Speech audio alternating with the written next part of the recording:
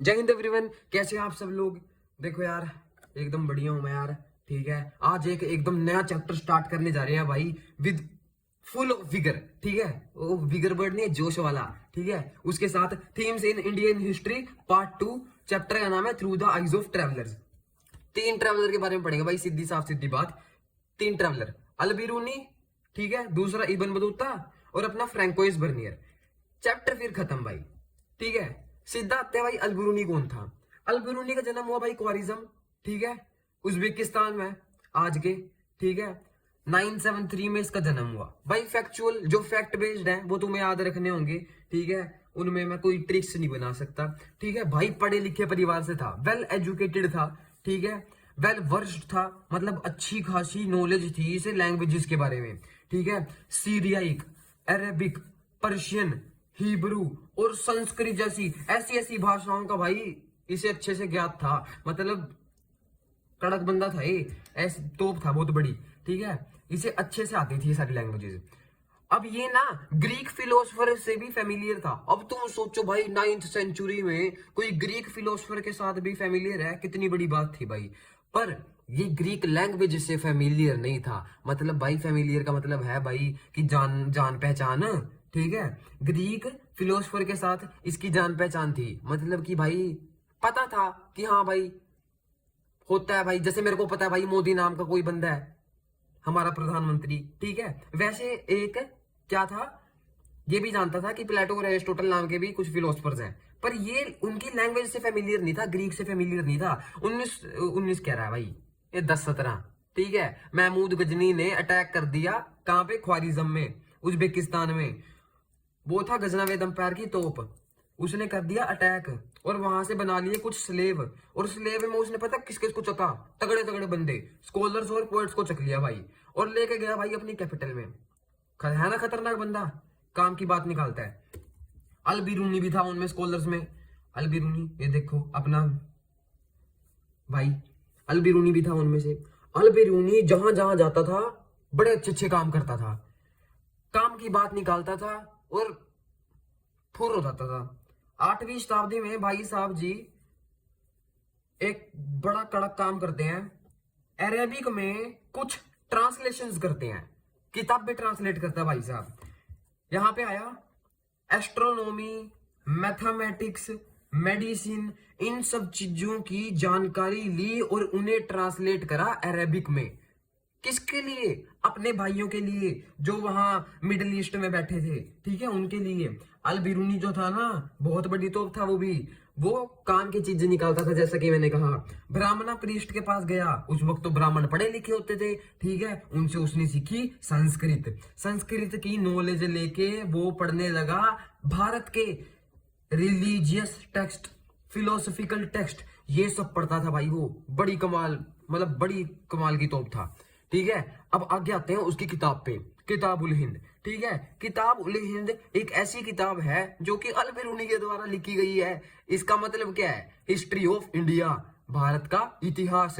अब ये क्या है भाई, जैसा मैंने बताया, अब जो इंसान ट्रांसलेशन कर रहा है अरेबिक में, किताब भी अरेबिक में ही लिख रहा होगा भाई अगला। ठीक है, अरेबिक में लिखी किताब, सिंपल थी भाई, ल्यूसिड थी। अब अलग अलग नाम दे जा रहे हैं, ऐसी थी वैसी थी भाई, अंडरस्टैंडेबल थी। ल्यूसिड का मतलब होता है कोई भी चीज अंडरस्टैंडेबल होना, मतलब समझ में आ गई भाई बस। वॉल्यूमिनस, वॉल्यूमिनस का मतलब क्या भाई, गूगल पे सर्च मारोगे अब तुम, मैं ही बता देता हूं। वॉल्यूमिनस का मतलब है छोटी मोटी किताब नहीं थी, बहुत बड़ी किताब थी भाई वो, ऐसी वैसी किताब नहीं थी वो। ठीक है, बड़ी किताब थी। आगे बता दिया भाई, 80 चैप्टर की किताब थी जी। ठीक है, 80 चैप्टर की किताब थी और उसके अंदर भाई कुछ चैप्टर्स भी थे। 80 चैप्टर की किताब थी तो चैप्टर्स के नाम क्या क्या थे, astronomy, mathematics, medicine, manners, laws, और बाकी तुम्हारी बुक में दे ही रखे हैं, वहां से पढ़ लेना, सारा मैं ही थोड़ी ना बताऊंगा। ठीक है, मैं तो इंपॉर्टेंट बता रहा हूँ जो एग्जाम पर्सपेक्टिव से बहुत ज्यादा इंपॉर्टेंट है। ठीक है, आगे मैं बताता हूँ तुम्हें कि अल बिरूनी जो है अपनी किताब लिखता कैसे था। ये इंपॉर्टेंट हो जाता है क्योंकि आपको अपने क्वेश्चन में ये आंसर ऐड करके आना है। ठीक है, अल बिरूनी अपने चैप्टर को क्या करता था, स्टार्ट करता था, he start his chapter by writing a question and then followed the answer with, मतलब यार इंग्लिश तो इतनी ज्यादा मैंने खास आंदी नहीं। ठीक है, सिंपल भाषा में बता दूं, ठीक है। क्वेश्चन जो है उसके आंसर में जब वो लिखता था ना, तो भाई जब वो आंसर लिखता था उसके अंदर वो सांस्कृतिक ट्रेडिशंस को भी इंक्लूड करता था। He always take base of सांस्कृतिक ट्रेडिशन, एक्यूरेट, क्लियर होती थी उसकी चीजें सारी, ठीक है। He so accurate, he so accurate that भाई उसके आंसर में लोगों को मजा आने लगा था। जो किताबें लिखता था ना वो, they were so interesting. Okay, based on सांस्कृतिक tradition, cultures, he compared the cultures with other cultures in his book, in his answer, like comparing Sanskritic tradition with the Arabic cultures or other cultures which were followed at that time in Persia or any other country. Okay, जब उस time पे जो countries होती थी, ठीक है। आगे क्या है, वो क्वेश्चन तो लिख देता था और आंसर में ये सब चीजें इंक्लूड कर देता था, ठीक है। अब भाई वो ट्रांसलेशन के साथ भी फेमिलियर था। अब ये ट्रांसलेशन बोला क्या है, ये ट्रांसलेशन, ट्रांसलेशन अभी तो बताया भाई तुम्हें, एक जो लैंग्वेज है ना उसकी सारी कुंडली निकाल के ना दूसरी लैंग्वेज में शिफ्ट कर देना, ठीक है। अब वो बंदा महारथी बन गया। कैसे? पाली भी जानता था, संस्कृत भी जानता था और प्राकृत भी जानता था। इन सब का सारा का ज्ञान, इन सब सारों का ज्ञान भाई, ही translated all this stuff into Arabic. So you can imagine the person, this person is so intelligent, बड़ा कमाल का बंदा था भाई। यहां से आया, ज्ञान लेके चला गया और अरेबिक दोस्तों को दे दिया इसने। अब भाई अल बिरूनी ऐसे तो आया नहीं। अब अल बिरूनी यहाँ जब आया ना तो उसे बड़ी कठिनाइयों का सामना करना पड़ा। अब वो कठिनाइयां कौन कौन सी थी भाई, मेरे को हंसी आ रही है इसलिए क्योंकि भाई जब आप कहीं लोग जाओगे ना तब आपको जाके पता चलेगा कि इन सब कठिनाइयों का सामना आपको भी करना पड़ेगा, ठीक है। क्योंकि मैंने ये सब कठिनाइयां फेस करी हैं, ठीक है। Making sense of an alien world, Al Biruni and the सांस्कृतिक ट्रेडिशन। बैरियर कौन कौन से फेस करे इसको छोड़ो। बैरियर फेस करा, लैंग्वेज बैरियर। पहला याद रखिएगा, लैंग्वेज बैरियर इंपॉर्टेंट है, पूछ लिया जाएगा 3 मार्क्स में। रिलीजियन एंड प्रैक्टिस बैरियर दूसरा बैरियर था।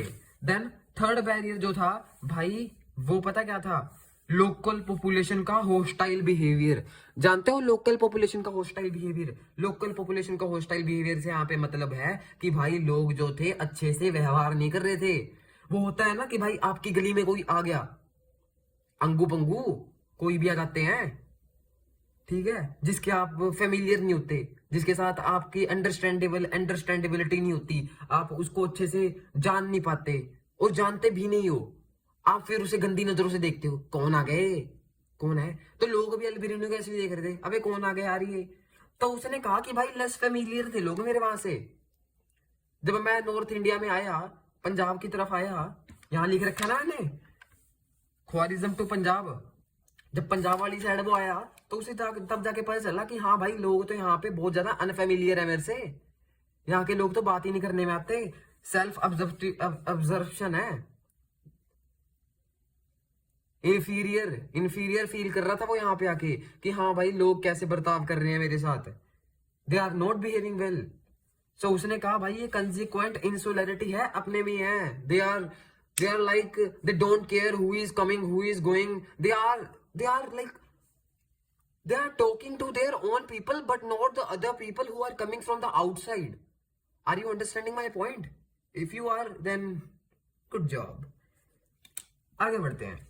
अल बिरूनी जो था बड़ा खतरनाक बंदा था। वर्क्स ऑफ ब्राह्मण, ठीक है, और बुक्स पे डिपेंड था। कौन कौन सी बुक्स थी भाई हमें भी बताओ। वेदों पे, पतंजलि पे, भगवत गीता पे, पुराण पे, मनुस्मृति पे।